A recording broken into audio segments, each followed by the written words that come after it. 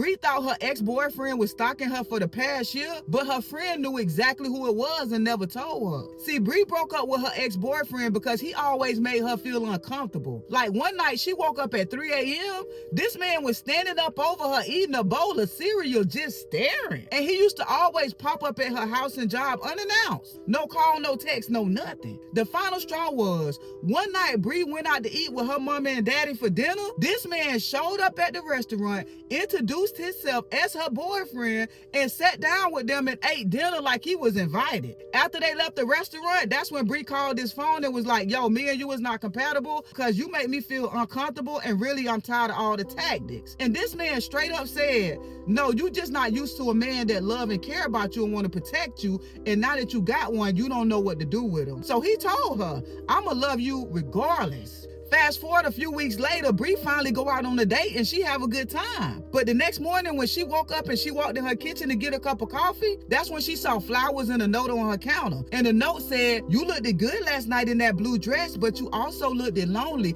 Did you miss me? She immediately grabbed her keys and her phone, jumped in her car and called her friend. Now, by the time she got to her friend's house, she was trying to convince her friend that they need to go to the police station and file a police report. But her friend told her, girl, it's a waste of time, because technically you didn't see him do it. So the police is not gonna do nothing. After that day, Bree ended up staying with her friend until she found her a place to stay because she was scared to go home because her ex-boyfriend know exactly where she live at. Now during this time, her ex-boyfriend was sending her thousands of text messages. I'm talking about weird text messages like, we're meant to be, I'm never gonna give up, I love you, can you meet up with me? But Bree just ignoring them all. Now a week before Bree moved into her new apartment, that's when things started to get even stranger. One day she was coming out of work and she noticed all 4 of her tires was flat. I'm talking about sliced. She called the police, but of course the police said there's nothing they can do about it because Bree didn't see her ex-boyfriend do it and her job don't got no cameras. Later on that night, Bree and her friend go out for drinks and Bree friend tell her like, listen, I don't want you driving to work by yourself, so I'm gonna drop you off and I'm gonna pick you up. And Bree is telling her like, nah, you already been doing enough for me. Like, I don't want to put more on your plate. I'm scared, but I also don't want to make your life an inconvenience. And her friend told her straight up. She was like, girl, I care about you. I love you. I'll do anything for you. Like, no, I'm picking you up. I'm dropping you off. No questions asked. So Bree was like, you know what? You have been here for me and I don't even know what I would do without you. Girl, I love you too. So Bree just chopped that up like they had a special friend moment. But here's when things start to get extra weird. One day, Bree texts her friend and say, listen, don't pick me up because I'm gonna go hang out with Vic after work and he just gonna drop me off. When Bree get home, her friend is like extra mad and she can't figure out what's wrong with her, but Bree just chop it up like maybe she had a bad day or something. But Bree started noticing the more time that she spent with Vic, the more strange her friend gets, like ignoring her, straight up locking her out of her house. And one day after work, Bree go to her friend's house to grab some clothes. And so when Bree walk in there, her friend was like, oh girl, I'm glad you here. I made your favorite dinner, steak and lobster. I got your favorite wine and we can watch our favorite show. But Bree was like, girl, I'm sorry, I'm gonna have to get a rain check. I just stopped by to pick up clothes. I'm going to stay the night at Vic's house. I'll see you tomorrow. We could do it another day. Bree friend started snapping on her. She was like, girl, I feel like you using me. Like ever since Vic came in the picture, you just been acting weird and funny and I don't even like that. Like I don't do sometime in people. And Bree was like, girl, no, you the one been acting weird. And to be honest, I thought you would be happy for me because I finally found a man that I like and he's not a lunatic like my ex-boyfriend who's stalking me. So Bree was like, girl, listen, I don't got time. Vic waiting on me. We'll talk about this later. Now fast forward a couple hours later, around 2 a.m. that night, Bree get a phone call from her friend and she crying hysterically. She's crying so hard, Bree can barely understand what she's saying. But she tell her that Bree ex-boyfriend found out where she live at, bust out her window, came inside her house, choked her up out of her sleep, and she barely got away with her life. So Bree said, girl, hang up and call the police. I'm on my way. Soon as Bree and Vic gets to her best friend's house, the first thing her friend says is, why did you bring him? She ain't worried about nothing that happened, and she's so mad to the point spazzing out that Bree tell Vic, just go home, I'll call you later. I need to be here for my best friend. A few weeks go by,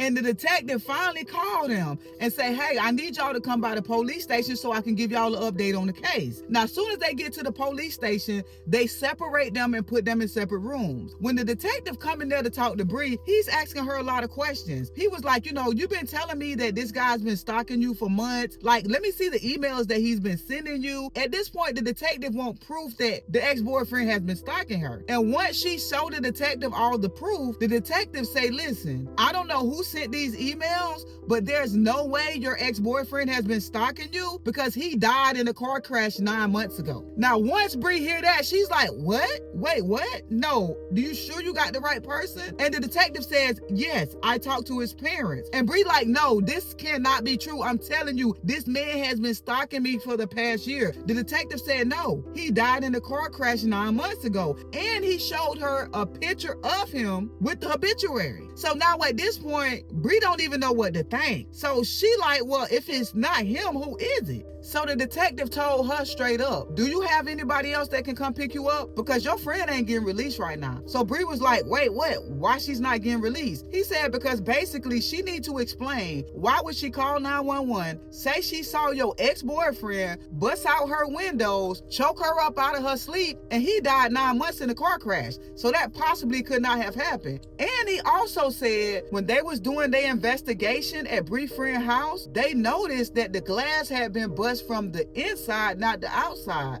And he said it was multiple holes in her story from the beginning to where it shows that basically they knew she was lying. So now Bree called Vic to come pick her up. And once Vic got there, she started telling Vic everything. And Vic was like, yeah, it makes sense to me. And she was like, what? What you mean it makes sense to you? He said, I'm gonna be honest. I thought you had a secret relationship going on with your friend. The way she was acting and the way she treated me, I could tell she was in love with you. I just didn't say anything because I was gonna let it all play out. So Bree really couldn't wrap her head around everything. She was like, it makes sense, but at the same time, she just really couldn't believe it. And Bree's friend ended up getting released from the police station. And the first thing she do is call Bree. Now, as soon as Bree answered the phone, she just started crying and yelling, Bree, they're lying. They're lying. He's not gone. He's not gone. I'm telling you, I saw him. He broke into my house. You know I wouldn't lie like that. You know I wouldn't do that. But now as her friend is crying and telling her that and trying to plead her innocence, she hears Vic cough in the background. And then she immediately stopped. She was like, where are you? And Bree said, I'm at Vic's house. You know, he came and picked me up. Her friend instantly stopped crying and her whole tone changed. She was like, I can't believe you. I'm locked up in jail because of something that your ex-boyfriend did. And instead of you worrying about me, you're with Vic? She was mad. She hung up the phone and she would not answer Bree's call at all. So now Bree is really starting to believe it, like, oh my God, like she really is secretly in love with me. So Bree was like, you know what? I'm done with her. Like, I'm finna block her on everything. Like, I'm done.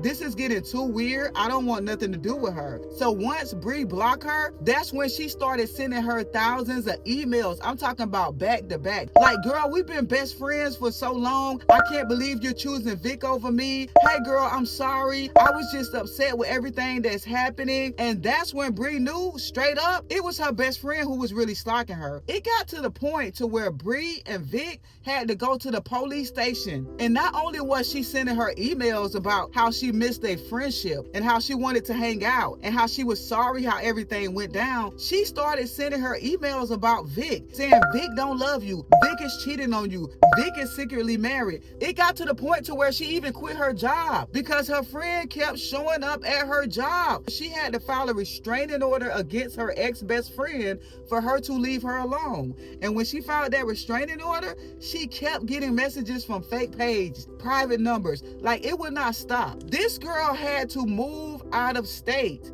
in order to get rid of her ex-best friend. And yes, Bree and Vic is still together. And would you believe, 2 to 3 years later, Bree is still getting emails from her ex-best friend every now and again? So y'all be careful, because sometimes it's always the one closest to you.